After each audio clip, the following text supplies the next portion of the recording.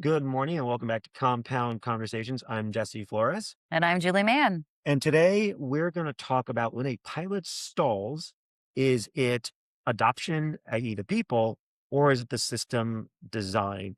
This is a big topic because a lot of times, with one of the things I hear, and I'm sure you hear as well, is like, hey, we bought this stuff, implement the thing, and people aren't using it.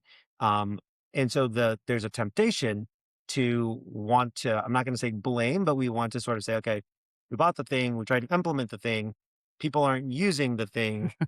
Is it the fault of the thing or is it the fault of the people? So let's talk a little bit about this problem of adoption. You've done a lot of these kinds of implementations in your career, as have I. Um, let's talk about adoption. How do we know whether it's an adoption problem or not? What does adoption even mean? Yeah, I mean, I think that's a good point to start on is what does adoption mean? And I'm going to go backwards and kind of just use a human example, right? Yep. So we talk about, let's just think about the adoption of a child, right? So if you're going to adopt a child, you plan for it. You know it's coming. There's a lot of steps to prep the house, to prep your life, to do all those types of things. And that's a natural process. And it's a logical process. So we Yes. say, yeah, that's very logical. I would do that. Now, the counter, and I'm sure we've all had one of these at some point in our lives, the counter is that your child shows up on the front porch with a cat. Yes. I think you know that A story, child, right? she has shown up with animals unlike in Yes, one of them. exactly. Yeah, we all have these special animals that become a part of our life in an unplanned way, Yes, right? yes. So, I mean, that's the other method, if you want to say, of adoption, right? I now have the cat. I wasn't prepared. I didn't spend time preparing for the adoption Yep. of the cat like I did in the child example, right? And so now we're at this place of how do we adopt? Yeah. And I think that that's just a really good clear world example because when we transfer that into the workforce, Mhm. we transfer that into AI integration and agentic integration into our workforces. We're at that point where we talked about it last. Everybody feels like they have to do something. Yes. And so are we adopting cats or are we adopting children? Yeah, that reminds me, I remember when I was a kid, so my sister was the animal person in our house, and, more often, more than once, she also brought home a new dog, and more often than not, I mean, we couldn't keep the 4 dogs, right, that somehow will show Right. up at our house, right? So we end up actually even just, you know, I would call it rejecting in the world of technology, but we take the dog and we have to go find another, we have to go rehome it, right? And I think I love this analogy because I do think this is how people are kind of handling this now, is you get the tool, you do maybe a little bit of it because you're not prepared, and then either you get rid of it or you just kind of like you thumb through it. Now, over time, so let's take the cat example because Mhm. we actually ended up with this. This is how I have a cat, Yeah. right? My daughter comes home and says, "Hey, I've got a friend that somehow they've developed somebody in the house has an allergy. They've got a cat. I've said we'll take it." Okay. Okay. I guess we I are. guess Right. we're taking Yeah. a cat. And Right. I had forgotten that I'd actually committed to at one point a year before that saying, yeah, we can get a cat Someday. someday. Right. And evidently someday she cashed it in. And so I Right. got this cat, right? And similar to what you said, we weren't really that prepared for it.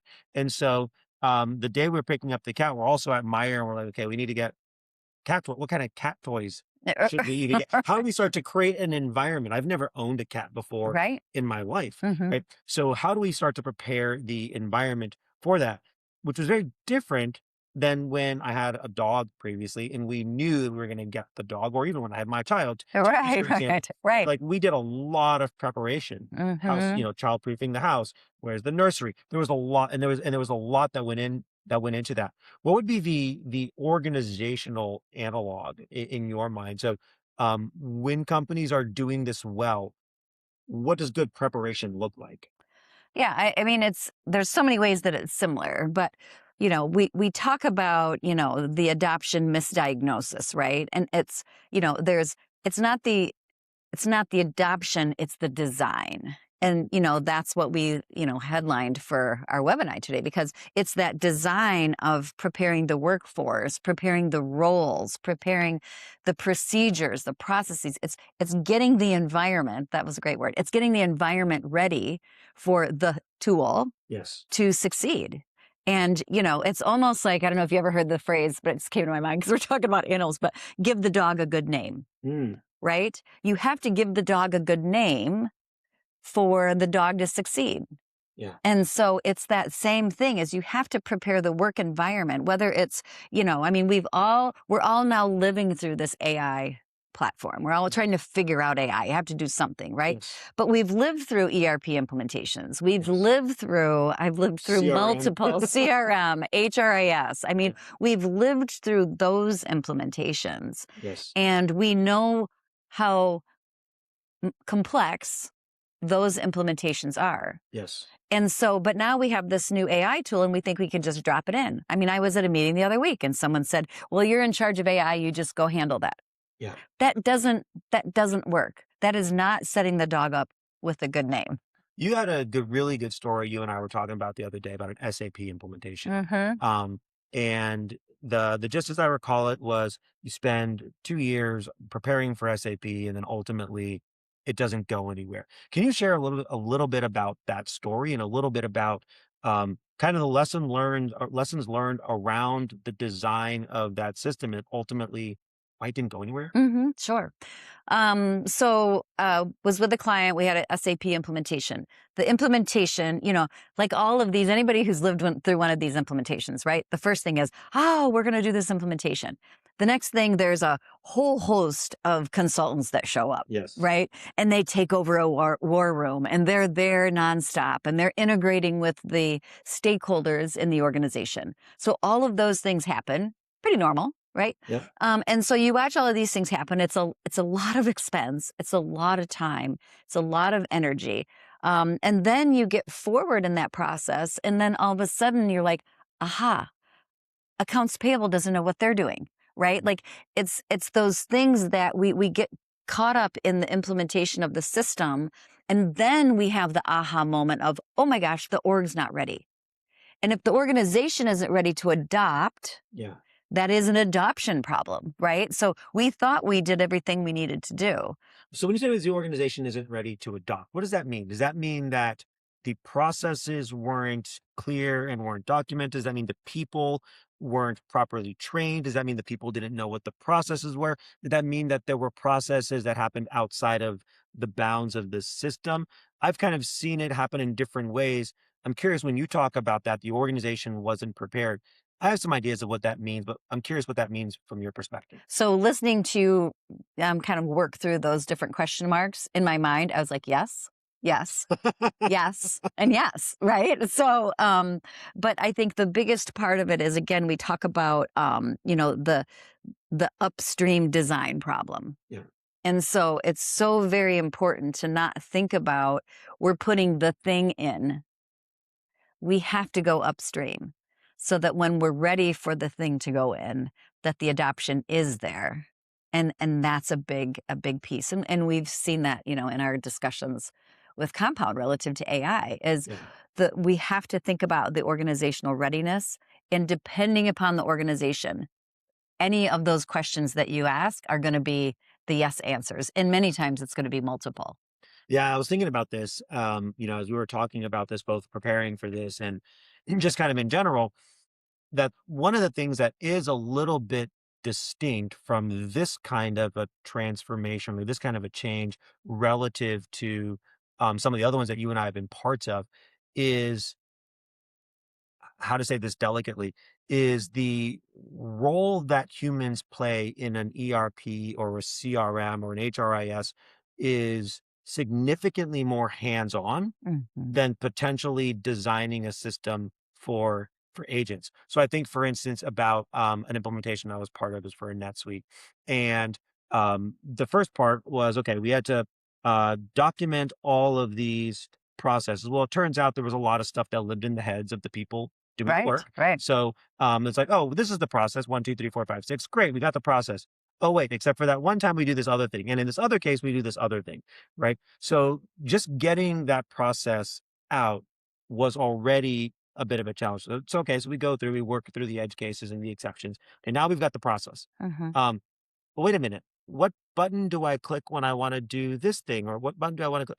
And at every step along the way, there was a bit of friction between the human and the technical interface, or the human and the system interface. And I think about this because humans are not digital natives, Right. right? You think about almost any interface, whether it's a NetSuite or a SAP or whatever it is, we're taking information, whether it's in our head or another system, and we're putting it into another system. Hmm. And I think most of it's going to agree it's kind of tedious work, Yes, right? very much so. Right. Um, but it still needs to get done. Right. What's a little different, I think, about agentic systems as you start to move in that direction is, like, imagine now that you can say, hey, um, I just need to document the process and the edge cases, and then I click play, and then a thoughtful agent can just do the work. Right. Right. And I think that's one of the areas where I think we are in a little bit of an uncharted territory relative um to the past implementations that we've done, where human behavior was always going to have friction against the technical or the digital interface, whereas now that's not so much the case. I'm just kind of curious, um, when you see friction in the design of these systems, assuming that the processes are well documented, which then Well, big that's a big that's a assumption. big assumption. Let me just That's a say that. big Right. Yeah. assumption. Yeah. Yeah. But assuming that the processes are documented, where and how do you see, um, whether it's the, I don't want to call it patterns of behavior, where do you see friction between humans and these systems? Or is it really that the processes more often than not aren't well documented? And again, I would say yes and yes, right? So process wise, documentation is almost always on the light side. I mean, I think anybody who's listening can think about their work. Just think about their work. Is their work, what they do every day, well documented? For the most part, no. Yeah. So, you've got that lack of documentation to teach the agent, right? So we've Yeah. got human information Yeah. that we cannot transfer Yeah. to the agent because it's not documented. And so that in itself for agent deployment is going to create friction. Yes. But the other thing is just that knowledge gap. And so, I'm going to give a different example, but I think we can all kind of relate to it. So, everyone, if you have health benefits, Mhm. right? I mean, I see this all the time in the world of HR, right? People do not understand what benefits they have. They know the cost that comes out of their paycheck. They do not understand, is nutrition visits covered? Is chiropractor covered? Is this, like all of these things? They don't understand it until they have to use it. Yes. Yes. And then once they go to the doctor and the doctor says, "Oh, well, that's not covered. That's not covered. You're going to have to pay out of pocket for that." The user of that product says, "Oh my gosh, I didn't know that." And so now there's a friction within the plan. There's a friction a lot of times it comes back to the employer. Yeah. Well, I pay this out of my paycheck, but I went to the doctor and this wasn't covered. Yeah, you're right. It's in this document. Did you? That's the way your benefits work. But I know that's a little bit of a side example, but I think that is an example of friction point when we don't know and we try to utilize a tool, a Mhm. benefit program. We try to use a tool without knowledge of how the tool works. There's friction.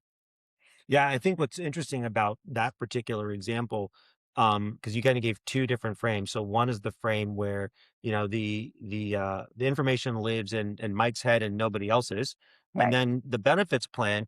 It's almost like there's too much information, nobody wants to read it, Yes. right? And Right. so there's this kind of interesting area where um, humans are just not great knowledge containers. We really are, right? But like that benefits plan, if you Right. were to wire that benefits plan up to an AI, to an HR agent in your company, Right. that thing could answer those questions very quickly. Yeah, this is Exactly. covered, that is not covered, right? Right. And so like the human could get that information, but if that information is living inside of somebody's head, or it's too difficult to read, or too boring to Right. read, Yes. like Yeah. we're not going to interact with that.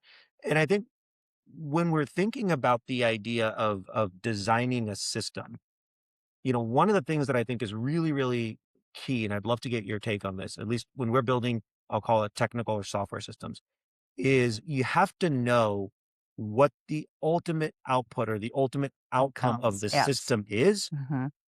before you even start thinking about Mhm. what are the steps to get there, Yes. right? Yes. I'm curious, how does that, like, what does that resonate with you? Like, how do you think through that in your own sort of experience designing these systems? I mean, it's exactly that. It's the outcome. Yeah. Like that's kind of where it was starting to go on that benefits example, even though it's very different, right? But you're expecting an outcome, Yes. i.e., I go to doctor for X service is paid for, I leave doctor, I've got this issue resolved. So, but it's that outcome portion that creates, you have to know that. Yeah. And so, think about it from an agentic standpoint of view. Think about it from a human standpoint of view. I mean, I work with clients all the time on organizational design in just the human realm, Yes. right? And we talk about outcomes all the time. It's what's the outcome? Because what we tend to do is we talk about the tasks. Yes. And so, you'll hear Jesse and I talk about a TML. We talked about it last A little bit. last week, Yeah. I believe Yeah. a little bit, but task management leadership. Yes. And so we have to identify what the human's outcomes are to be in a role. Because even without agents, in majority of Is it the organizations human's right now. outcomes or is it the system's outcomes? Because humans, I think of as being part of a system. Yes, yes. Yeah, you're right. So the system being Right. the corporation being a group of people gathering together to accomplish something.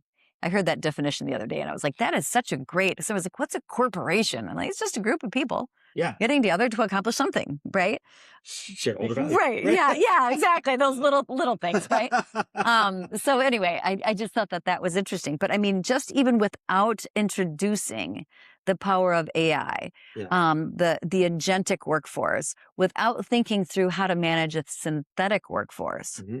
which very few are doing right now. I mean, I don't have a single client where we're talking about that yet, Yes. right? Yeah. But we're still in the human outcome space to know what is the outcome, not the tasks. Right.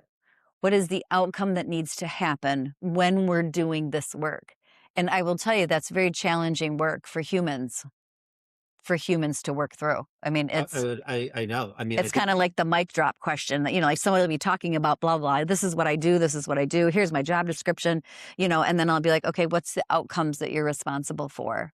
And I just find it fascinating because like the deer in the headlights stare, I'll be like, where do you think that comes from? well, Do you think that comes from management not being clear about what the outcomes are?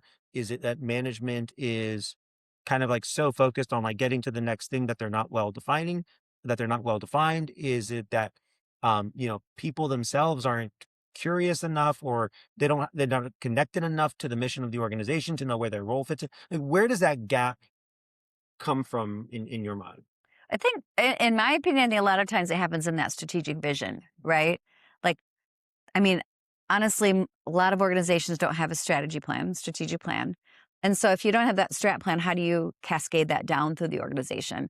So that's building commonality of vision. Hmm. So if you don't have that piece going, now you do just have people kind of doing jobs, trying to figure out how they're connected, and then doing their tasks. Yeah. And so it's when you have that disconnect, that gap, that's that structural gap we talk about.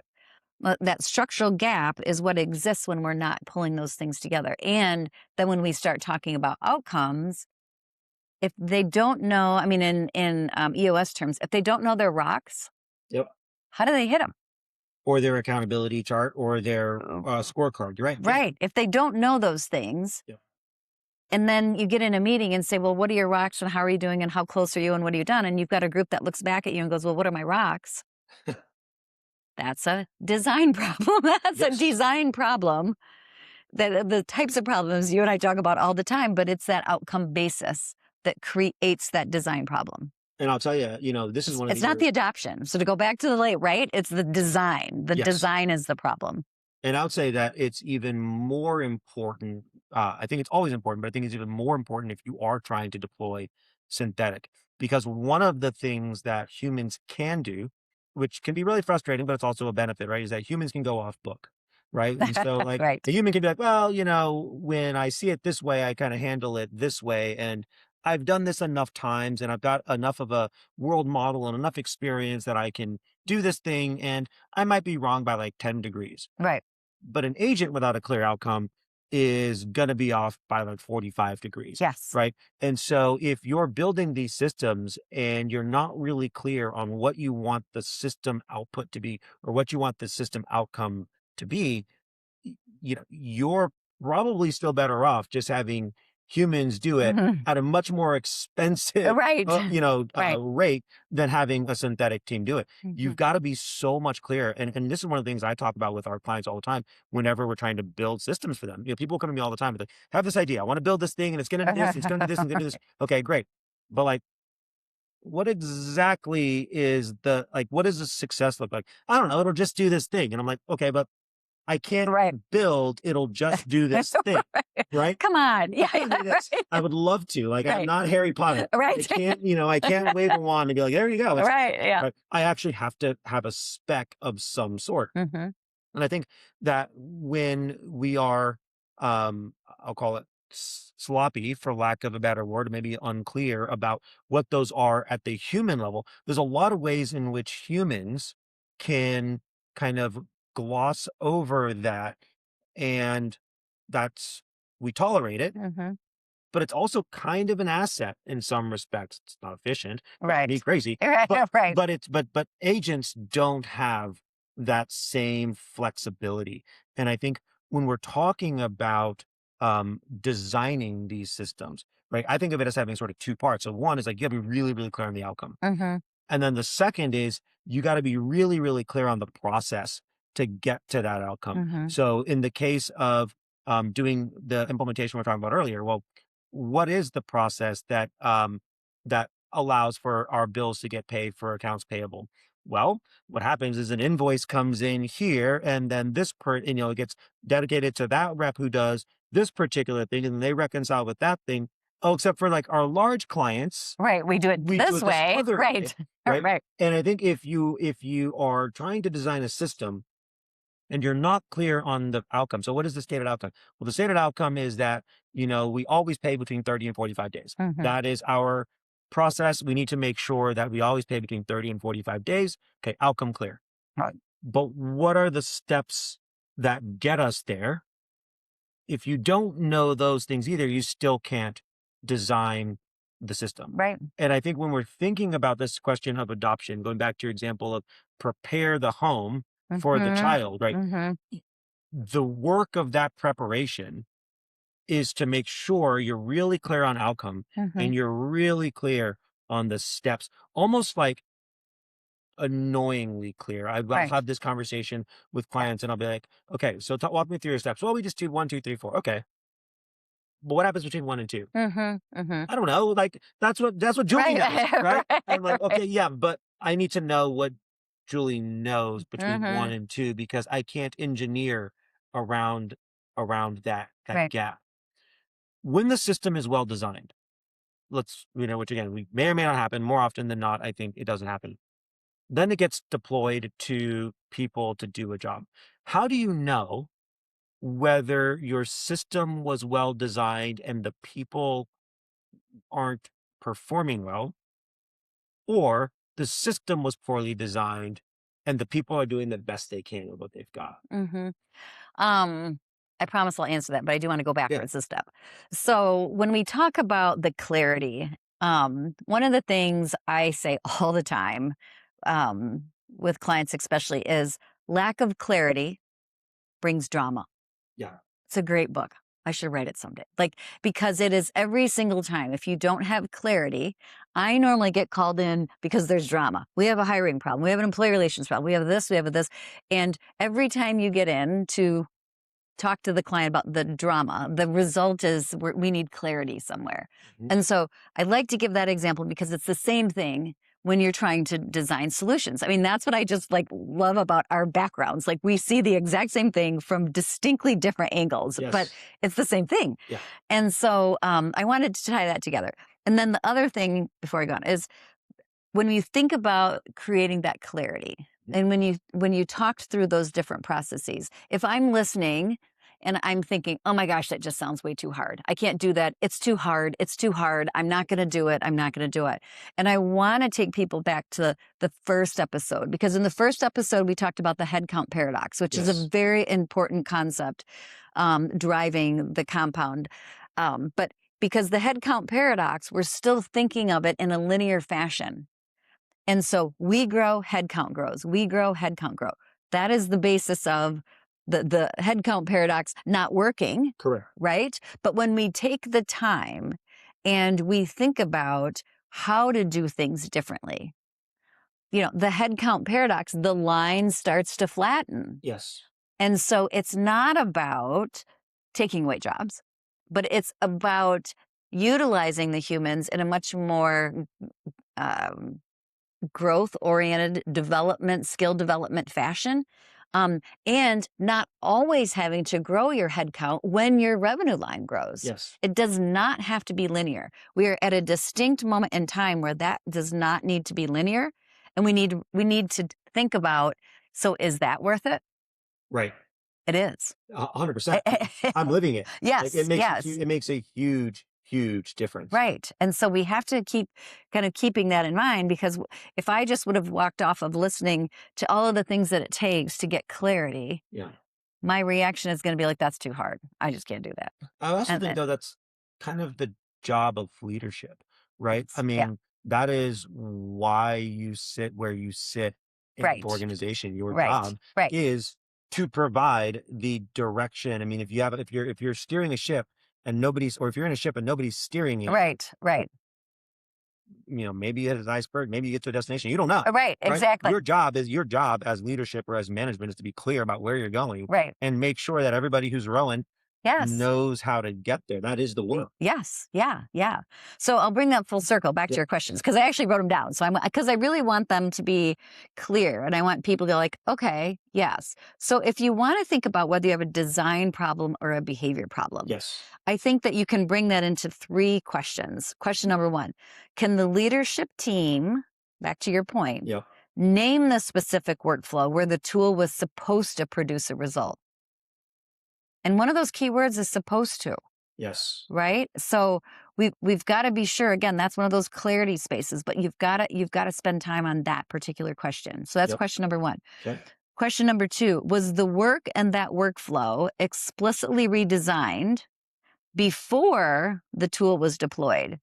Or Oh, was that's a the good tool question. placed on top of an existing process? That's a great question. Can you unpack that? Because I think that is a really, really important piece of it.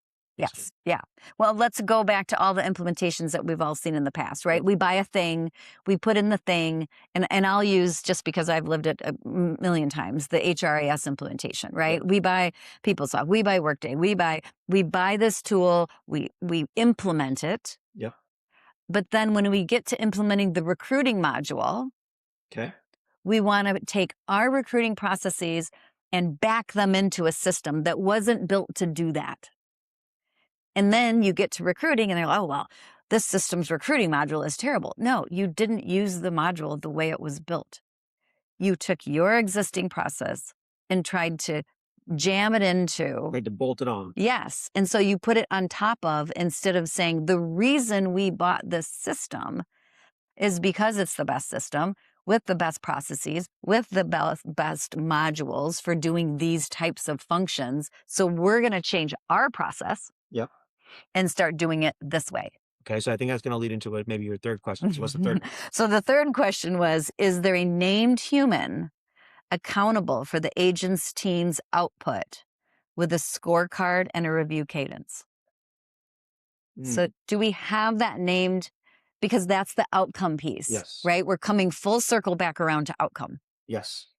Is there a named human who has that outcome on their wall? And so draw that line. So let's assume the answer to the first question is, okay, we aren't just doing a bolt on. We're gonna now use Workday's system. Right. Okay. So you've decided this is what we're going to do. Now, how do you know whether or not Workday's system is actually right for you, or whether the person that named person you're putting, or named people, if it's a team Mm-hmm. that you're putting into the seat, just isn't capable of doing the work in that way? Or yeah, kind of draw that distinction. How do I know whether it's Workday or whether it's Sally? Mm-hmm. Mm-hmm. Well, and I think I'm going to go back to that adoption, right? What you're going to find is when we're not a, when we're trying to adopt without thinking about design, Yep. then what comes up in your example is the human capability, which can go back to the training, right? They're not understanding. Let's go step further back to that benefits example, right? If I don't understand, I'm not clear on my outcome. What happens is that the design problems start to show up because the human behavior isn't able to understand where we're going, which gets back to question number one, Hmm. leadership. Yeah. Because the leadership implementation should be, we bought this tool, we're going to implement this tool in the way in which it was designed and purchased to be implemented. Yeah. And where the human error comes in is I'm going to call it the capability or the capacity, and sometimes it's both. Those are, any deployment is a big deployment, right? Yes. Yes. And so, we run out of time. We're not following how the big spider web in the sky of all of the different SKUs work together. But that's where the capability or the capacity, and you start seeing those things, because then we start trying to not adopt, Right. which goes back to design. So, Yeah, and in fact, I think as I'm listening to you and I'm thinking about my own experience, both building these systems and then helping other organizations implement them. One of the things that I think is true is that it's not always super cut and dry. mhm, That there is kind of an iterative element to this, right? So you deploy, so you design a system of some sort, right? Then you do some training. mhm, Invariably, at least I think about this, maybe you disagree. You're looking for directional correctness. So, okay, we said when we deployed the system, we wanted to hit this target. We wanted to bring our accounts payable from 75 days down to 30 days because our vendors getting real pissed at us, right? mhm. And so, okay, now, we're not, we went from 70, now we're like at 60. That's still better Right, than right, what it was. right. And so is the question, is it about the system or is it about Sally? Mm, I find that often it's probably a little bit of both. Mhm, mhm. Now, if it's Sally against, Jim and Jen and Jane, I don't know why I just picked all J names. Maybe because you're Julie and Yeah, Jesse and we're just yes. sitting here. But and those three seem to be doing better than Right. Sally, then I would say, okay, well, maybe it's an issue with Sally. But if we're still sitting at that 60 days and we're not yet at the 45 that was our target, my brain would look at that and say, okay, well, we're making directional progress. Mhm. What's the rate of progress? And then do we need to go back and look at elements in the system that we might need to redesign? Maybe we didn't actually think about our largest clients, who, by the way, will only pay us at 90 days, Right. right? Now I'm thinking about receivables, but do you get Yeah, the, right, right. right? Yeah, yeah, And so, yeah, yeah. who are, we didn't think about this edge case, whatever that edge case is. Right. We didn't think about this edge case. So now we need to go back and maybe iterate on the system a little bit. Okay, now we get a little bit closer. And I think one of the things when you and I were kind of really thinking through the compound framework is that it was designed, no pun intended, it was designed to be iterative. I think because in reality, that line between whether it's the system or the person or increasingly the agent Mhm. gets pretty gray pretty quickly once you meet the reality of the world. There was a whole Mike Tyson quote, right? Everyone's got a plan before they get punched in the face. Right, So yeah, I right, feel like right, that's kind of how right, these implementations right. go as well. And so we were deliberate in saying, okay, when you're starting one of these processes, you're looking for some sort of signal about Mhm. something you want to change Right. and the outcome that you want to move towards. Mhm. Then you're looking at the sources of information and behavior that feed that signal, the human ones, the IT ones, the synthetic ones. Then you start to design a system that you ultimately build and deploy, and then you learn. Mhm. And I think it's easy to think that compounding is always going to be hockey stick up and to the right. But more often than not, Yes. it's sort of zigs and zags and it moves with some volatility. All right, that one got us a plus 20%. Oh, this next one got us a plus zero point 0.5. Mhm, Oh, and mhm. now we're up 10%. Like it's a lot more jagged, Right. I think, than maybe you might envision if you're like, well, I did the thing. Why am I not getting double digit returns? Right. Doesn't happen overnight. Yeah, exactly. But I think that comes back to that behavior side. So I'm going to go like one of the things on human behavior, and we've talked about this quite a bit in Compound, but the human behavior, and we also talk about pattern drag. Yes. So in Can you order, define that term? yeah, I will Yeah. through this example actually kind of. When we think about pattern drag, what we need to be able to determine to address to identify the human behavior is we need multiple iterations. Yes. And so in order for us to diagnose pattern drag, which is the drag that exists by humans doing a thing multiple times before we can figure out how to fix it. Mhm. But that's the behavior side, right? We can't correct a behavior until we've seen it multiple times. I mean, Thinking about my golf swing right now. exactly, right? Yeah, that's a great example, right? 1, 2, 3. Okay, 150. I think I got it, right? But that's exactly it. So that pattern drag, we have to see those iterations multiple times with a human to diagnose the behavior. And then with the human element, we have this thing called emotions that are involved, even with our golf game, right? Yep. Yep. Oh, And yeah. Too so, many right, emotions. too Yeah. many emotions. It's probably more emotion, right? So that pattern drag is real. So you have to see the pattern, and then once you identify the pattern, what you realize is that there's been a drag on our implementation because we had to see these iterations. Yes. And we had to work with we had to see the behavioral iterations. There was emotion involved, which will always slow things down a little bit, which is the beauty of us Yep. being humans, right? Yep. But that pattern drag and that pattern has to be identified when you go back to what is the specific thing that I need. If you, we've had a conversation, we've had conversations with clients who come to us and they say, I need this thing, right? But they've never done it before. Right.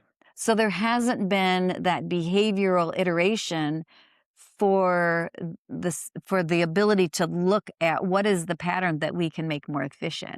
So I love that. I think about this when people tell me that they want to build X, Y, or Z system. They want to automate. So I mean, and I think Right. at some level, when we're talking about all this stuff, we're talking about AI, we're talking about design.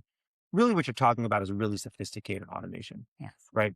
And one of the things I'll say very often is like, if you haven't done the thing a dozen times, Mm-hmm. you shouldn't even be thinking about automating it. And you probably shouldn't think about automating it until you've done it 100 times, Mm-hmm. right? Because you haven't seen enough of those patterns to Yes. even know really clearly what you're designing against. Now, none of us ever gets it 100% right. I'm thinking, for instance, of Marina on our team.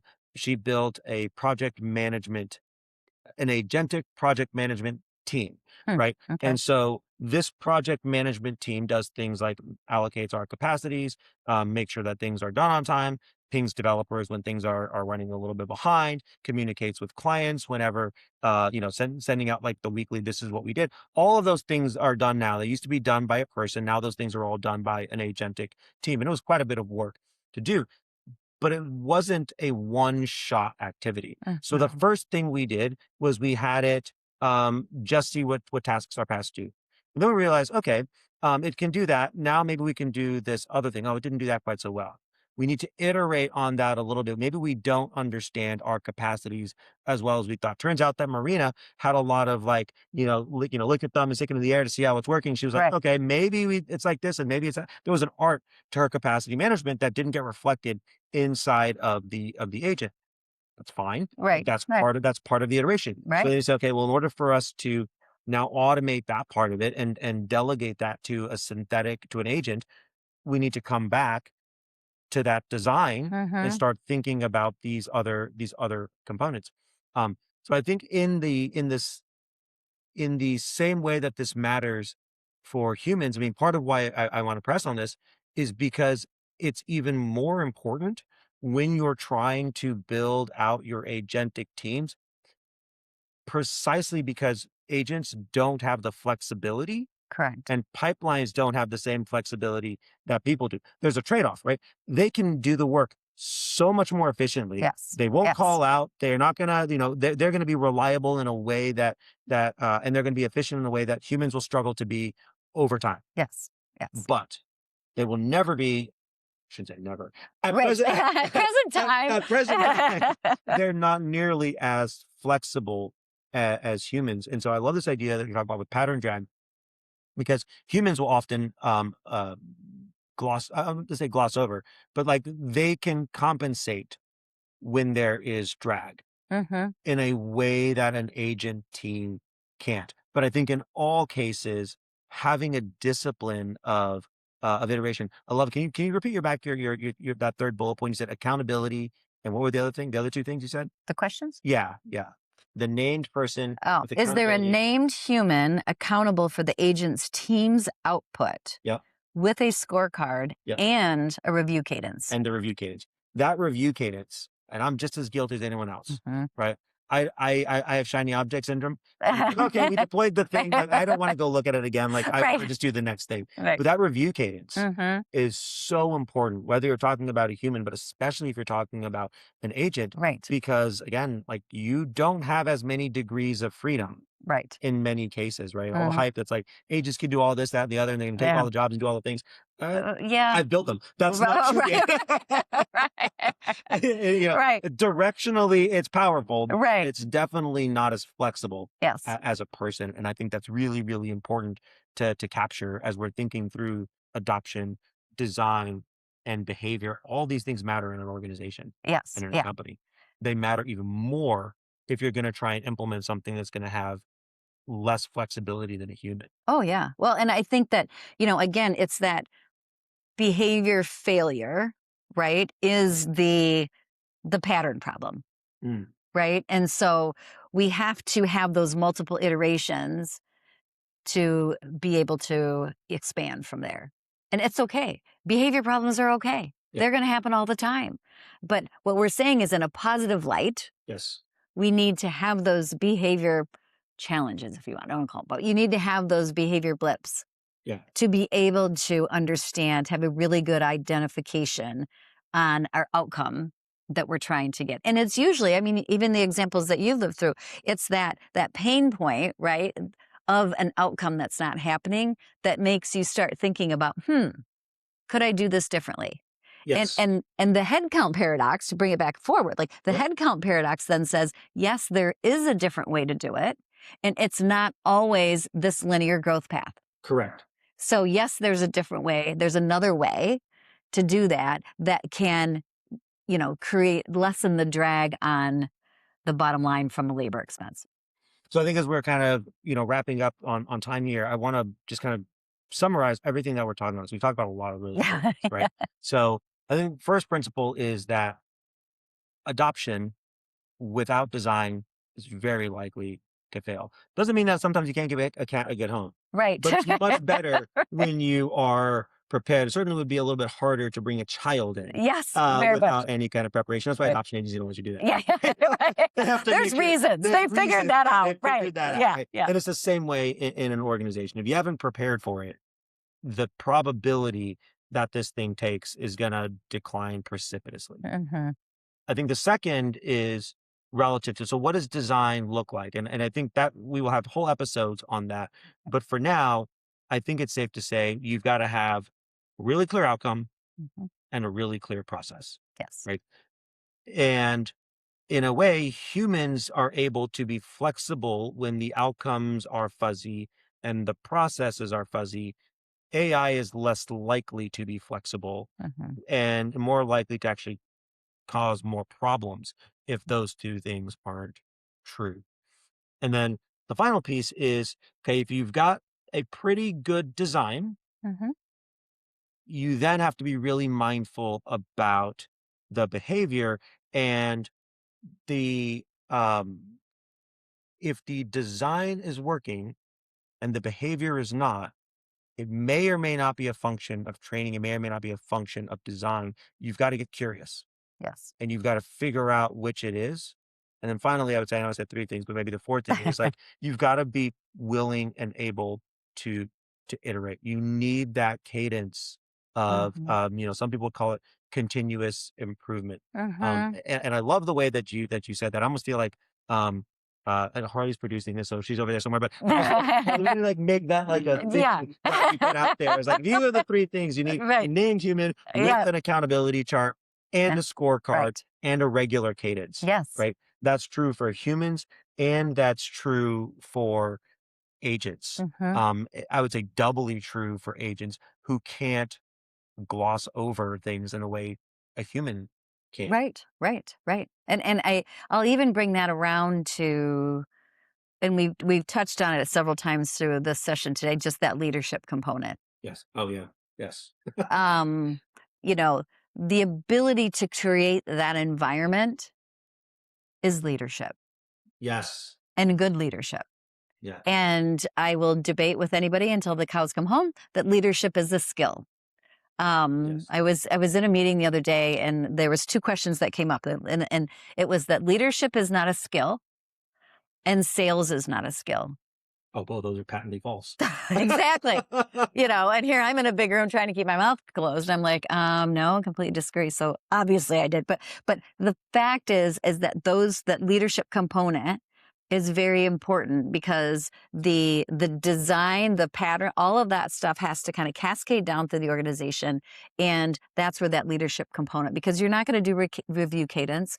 You're not going to look at the patterns of iteration in the right lens. Yeah. And I was with a client the other day, and it was interesting because this behavioral iteration came up. And the reminder I said to them was, this is great work, because what you could feel is that the room was getting frustrated, Mm. right? Yeah. Yeah. Yeah. Like, we're failing again and again and again and again. And I just don't want to talk about this failure anymore because Yes. it doesn't feel good, Right. right?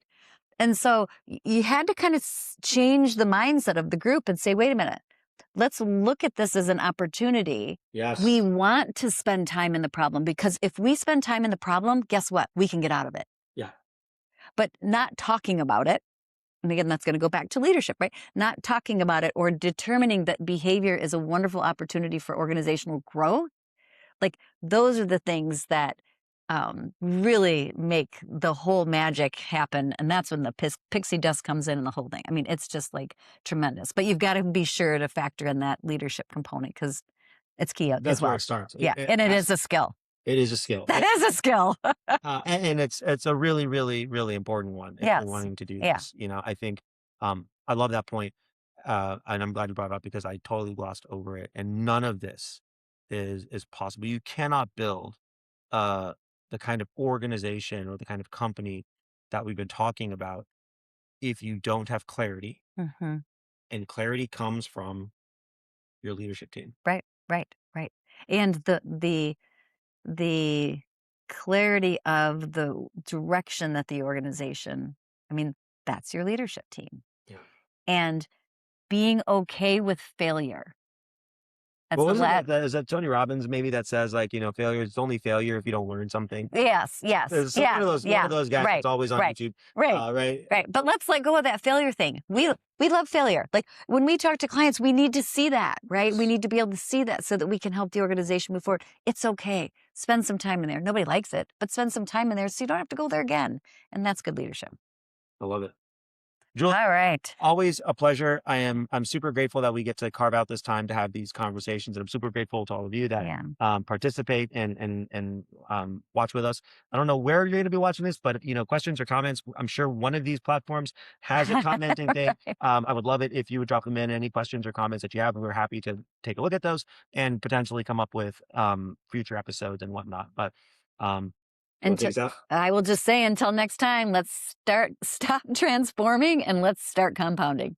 Thanks, everybody. Thank you. Have a great one.